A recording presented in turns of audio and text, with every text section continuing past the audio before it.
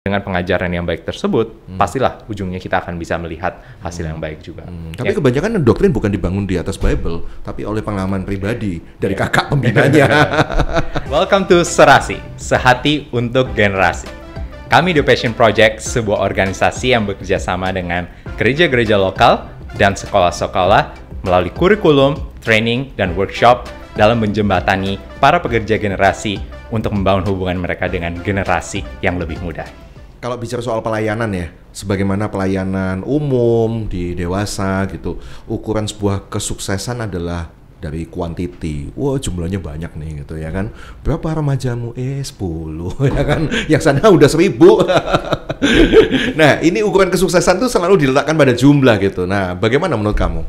Menurut saya hal tersebut belum tentu jawabannya, Pak. Karena kalau kita melihat sendiri, kita sebagai hamba Tuhan itu kan sesuai dengan apa yang Tuhan arahkan kan. Dan belum tentu kuantitas itu adalah segala sesuatu yang Tuhan lihat. Tentu kalau kuantitas yang berkembang dan sebagainya juga salah satu dasar indikator bahwa sebuah pelayanan berhasil. Tapi bukan satu-satunya indikator bahwa itu adalah hal yang berhasil. Salah satu contohnya adalah dari Tuhan Yesus sendiri, Pak. Bagaimana Tuhan Yesus menempatkan dirinya untuk memimpin hanya 12 orang dalam kehidupannya dia. Dan dia memilih untuk stick to that. Karena dia tahu panggilannya dia untuk apa.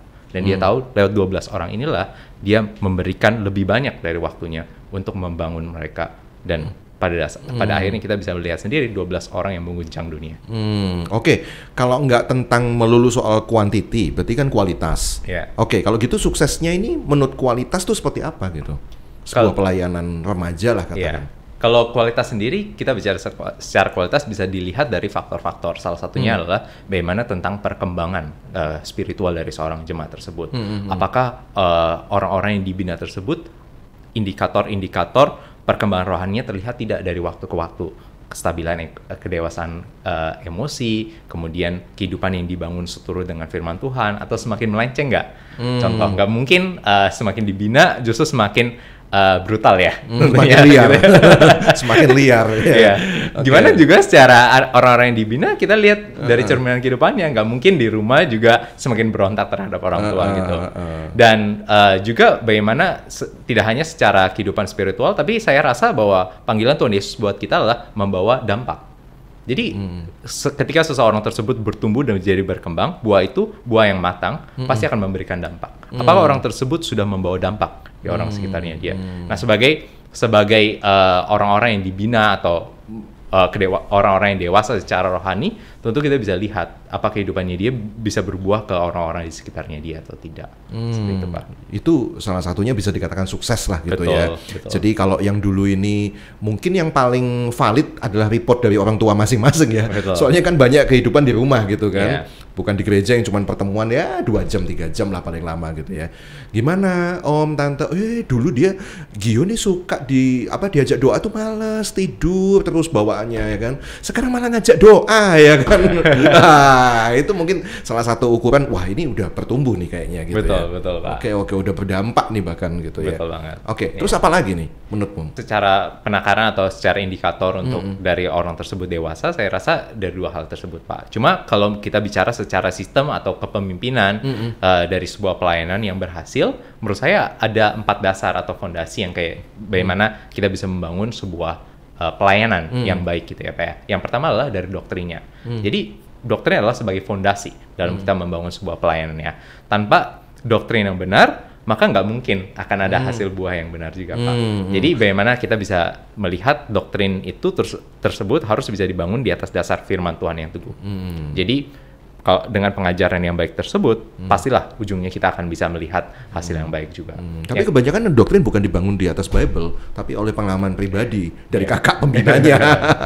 Nah, itu kita harus hati-hati dan bijak juga sebagai seorang pemimpin untuk melihatnya. Iya. Oke, terus apa lagi nih? Yang kedua menurut saya adalah kepemimpinan. Karena bagaimanapun orang-orang yang dipimpin itu akan melihat atau look up kepada seorang pemimpin gitu. Jadi bagaimana karakter atau kedewasaan dari seorang pemimpin tersebut pasti berpengaruh, Pak. Kita bisa lihat seluruh organisasi yang ada di dunia ini dan saya bisa jamin 100% pengikutnya akan menjadi sama seperti pemimpinnya.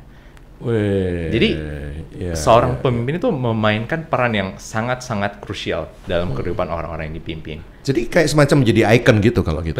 Betul Pak.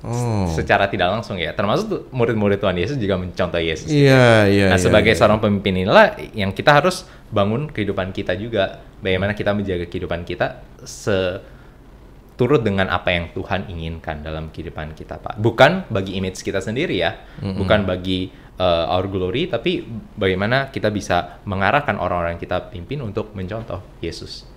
Iya. Sehingga banyak orang tertarik gitu. Udah ke remajanya Kak Gio aja gitu kan. Cocok itu kayak Yesus deh pemimpinnya.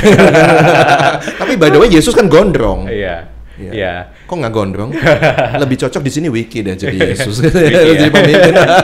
Bisa jadi betul. Oke, thank you Gio buat ngobrolnya hari ini ya. Paling nggak ya bisa kebuka lah pencerahan tentang ukuran sukses nggak melulu soal jumlah, gitu kan. Betul, Pak. Jadi jangan kecil hati bagi yang sedang membangun sebuah pelayanan anak muda. Jumlahnya masih 12 ya bilang aja Yesus waktu itu juga 12. Iya. Gimana? Asik obrolannya? Untuk obrolan-obrolan berikutnya, terus ikuti di 96,4 Bahtera Yuda FM. Dan ikuti kami juga di @thepassionproject.id di Instagram, dan follow our podcast di Time Out by The Passion Project di Spotify.